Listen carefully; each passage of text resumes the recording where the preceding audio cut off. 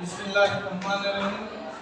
জয়দাসরা model মাধ্যমিক বিদ্যালয়ের সহকারী শিক্ষক জনাব মোহাম্মদ আব্দুল বারী আজকে সপ্তম শ্রেণীর বিষয় বাংলা প্রথম পত্র ক্লাস করেছি। আজকের বিষয় সেই শ্রেণী সপ্তম শ্রেণীর সেই ছেলেটি গল্পে নাট্যকার মামুনুর রশিদ রচিত সেই ছেলেটি একটি নাটিকা। এই নাটিকায় মামুনুর রশিদ একটি বিশেষ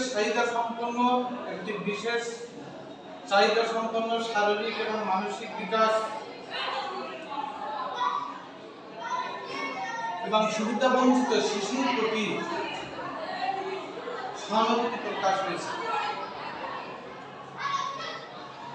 সেই সাথে প্রকাশ পেয়েছে শিশুর প্রতি বড়দের মমত্ববোধ। আজ সময়ের সাথে তিনি প্রতিদিন স্কুলে আসে, কিন্তু তিন বন্ধুই একসাথে স্কুলে আসতে দেরি হয়ে যায়। কারণ আরজু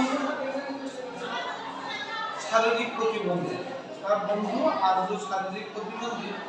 ছোটবেলায় একটা বড় রকমের অসুখ হয়েছিল। অসুখ হওয়ার পরে তার পা চিকন হয়ে গেছে।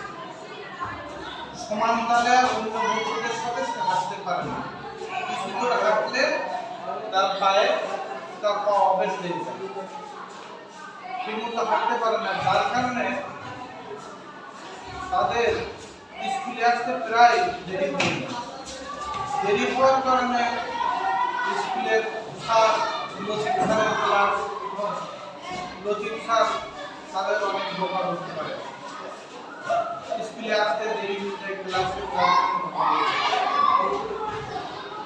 কিন্তু এই দুই বন্ধু সোমেন ও সাবু কোনো সময় লতিফ স্যারকে খুলে বলেনি যে স্যার, আমার বন্ধু আরজুর এইরকম শারীরিক সমস্যা আছে, প্রতিবন্ধী সে, তাদের সম্পর্কে এই কথা কোনোদিন খুলে লতিফ স্যারকে বলেনি। এবং লতিফ স্যার তো জানে না যে আরজুর এরকম সমস্যা, তারাই বোকাবুকি করে। তারা তিন বন্ধু একই শ্রেণীতে পড়ে, কিন্তু বিদ্যালয়ে হেঁটে আসতে আরজুর খুব কষ্ট হয়। বন্ধুদের সাথে সমানভাবে চলছিল না। কখনো কখনো বন্ধুরা আরজুর জন্য আস্তে আস্তে হাঁটে, তাতে স্কুলে যেতে দেরি হয়ে যায়। একদিন স্কুলে যাওয়ার পথে পা অবশ হয়ে গেলে আরজু বন্ধুদের স্কুলে যেতে পারে। আরজু বলে তোমরা স্কুলে যাও। সে রাস্তার পাশে বসে থাকে। আইসক্রিমওয়ালা আসে, হাওয়াই মিঠাইওয়ালা আসে, সে তাদের সাথে কথা বলে, তারা চলে যায়। আরজু মনের আকাঙ্ক্ষা, মনে অনেক ব্যথা, আমি যদি মাঠে যেতাম তাহলে আমি এখানে ডানা মেলে আমি উড়ে আকাশে উড়াল দিয়ে আমি স্কুলে যেতাম। তার মন ছটফট করে, শারীরিক প্রতিবন্ধী, তার মনে কত ব্যথা, মনে কত কষ্ট, সে সমান তালে হাঁটতে পারে না। মনের ব্যথা, মনের আকুতি, যার ব্যথা সে বিষয়টা আর কেউ জানবে না, আর কেউ জানতেও চাইবে না। চাহিদা সম্পন্ন বাচ্চাদের প্রতি আমাদের বড়দের প্রত্যেকে সবসময় তাদের প্রতি দৃষ্টি রাখা উচিত। তাদেরকে অবহেলার চোখে না দেখি, কারণ তারা মানসিক প্রতিবন্ধী, শারীরিক প্রতিবন্ধী ভুগতেছে সমাজে। তারা যেন মনে করে আমরা লাঞ্ছিত, বঞ্চিত, অবহেলিত, সবার চোখে আমরা যেন একটা অসহায়। কিন্তু সমাজের প্রত্যেকের উচিত, আমাদের সমাজের প্রত্যেকের ছেলে, স্কুল বন্ধুদের থেকে শুরু করে সমাজের প্রত্যেকটা ব্যক্তির উচিত যে প্রতিবন্ধীদের পাশে দাঁড়ানো, তাদের সাহায্য করা, তাদের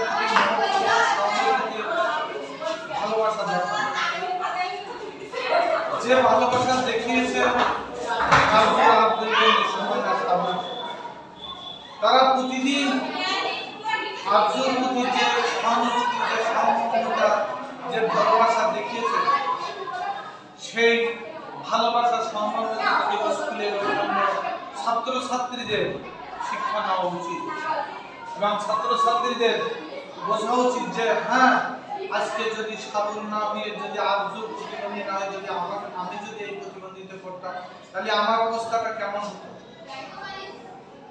দুই বন্ধু প্রতিদিন স্যারের কাছে এসে গালিগালাজ শুনে, স্যার রাগ করে, বকাবকি করে, তারা নীরবে শুধু কিছুই বলে না। এদিকে শিক্ষক লতিফ স্যার আরজুকে ক্লাসে না পেয়ে সোমেনদের কাছে জিজ্ঞাসা করে যে আরজু কেন আজকে স্কুল আসেনি, সে কোথায়? তখন সোমেন এবং সাবু সমস্ত ঘটনা লতিফ স্যারকে খুলে বলেছে। স্যার, আরজু শারীরিক প্রতিবন্ধিতার পা ছিল, সেই স্কুলে আসতে অনেক দেরি হয়ে যায়, আস্তে আস্তে স্কুলে আসতে হয়, স্কুলে আসতে তার অনেক কষ্ট হয়, কিছুদিন হাঁটার পরে তার পা অবশ্যই যায়। তার সাথে আমরা আস্তে আস্তে তার সাথে করে নিয়ে স্কুলে আসি।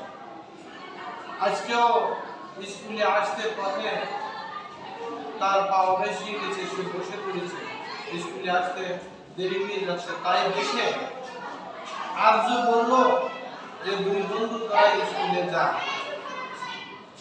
কারণ স্যার প্রতিদিন তোদেরকে বকাবকি করেন, আমার জন্য তোরা বকাবকি শুনি, আজকে আমি এখানে বসে থাকি, তোরা স্কুলে যা। স্যার, তাই আমরা আরজুকে পথে ফেলে রেখে আমরা স্কুলে আসি। আইসক্রিমওয়ালা আসে, হাওয়াই মিঠাইওয়ালা আসে, আরজুর সাথে কথা বলে চলে যায়, আরজুর মনটা ছটফট ছটফট করে। এই কথা শোনার পরে লতিফ স্যার বুঝতে পারে যে সত্যি লতিফ স্যারের মধ্যে সম্পর্কে জাগ্রত হয় এবং বুঝতে পারে যে সত্যি দুই বন্ধু প্রতিদিন আমি তাদেরকে গালিগালাজ করি, কিন্তু তারা যে সহানুভূতি সহমর্মিতার পরিচয় দিয়েছে, যে আরজুকে তারা প্রতিদিন হাত ধরে ধরে সাথে দুই বন্ধু নিয়ে আসে, আবার স্কুল ছুটির পরে তারা আস্তে আস্তে বাড়িতে নিয়ে যায়। এই সহানুভূতি সহমর্মিতা এই সমাজে কয়জন আছে? লতিফ স্যার তাদের কাছে কথা শুনে লতিফ স্যারের চোখে জল এসে গেল। লতিফ স্যার তাদের নিয়ে আরজুর খোঁজে বাইরে গেল। আরজুর খোঁজে বাইরে যে পথে যেয়ে সেখানে যে তাদের সহায়তায় আরজুকে স্কুলে নিয়ে আসে এবং আরজুর সাথে কথা বলে তাদের সাথে করে নিয়ে লতিফ স্যার স্কুলে আসে। এবং লতিফ স্যার বুঝতে পারলো যে না, তারা যে এই পর্যন্ত যে আরজুর প্রতি যে সহানুভূতি সহমর্মিতা দেখেছে, এটা বিরল। এবং এই আরজুর প্রতি যে সহানুভূতি, যে সাবু যে সহমর্মিতা দেখিয়েছে, এ দেখে অন্যান্য ছাত্রদেরও উচিত যে আমাদের কোনো বন্ধু, আমাদের ক্লাসের কোনো কাউকে যদি এরকম শারীরিক প্রতিবন্ধী থাকে, তাহলে আমরা সব সময় তাদেরকে সাহায্য করবো, সহানুভূতি। এমনকি বন্ধু বলে না, যদি তুমি রাস্তায় চলতেছো, যদি দেখো যে একজন অন্ধ, সে রাস্তা পার হতে পারছে না, আমাদের প্রত্যেকের উচিত সমাজে যে সেই অন্ধকে হাত ধরে রাস্তা পার করে দেওয়া, তাদের প্রতি সহানুভূতির দৃষ্টিতে, সহমর্মিতার দৃষ্টি দেখানো আমাদের প্রত্যেকের উচিত বলে আমি মনে করি। এই বলে আমি আজকে সপ্তম শ্রেণীর সেই ছেলেটি, আরজু নামে সেই ছেলেটি, কোন ছেলেটি? সেই ছেলেটি, যে ছেলেটির নাম আরজু এবং সে শারীরিক প্রতিবন্ধী। এখানে মামুনুর রশিদ সুন্দরভাবে এই নাটিকাটি উপস্থাপন করেছেন। আরজু নামে এই ছেলেটি, সেই ছেলেটি গল্পে সুন্দরভাবে উপস্থাপন করে আমাদের প্রত্যেককে আবারও স্মরণ করে দিয়েছে যে প্রতিবন্ধীদের প্রতি আমাদের সহানুভূতি, সহমর্মিতা এবং ভালোবাসা দেখানো একান্ত উচিত বলে আমরা মনে করি। এই বলে আমার সংক্ষিপ্ত ক্লাস এখানে শেষ করছি। আল্লাহ হাফেজ।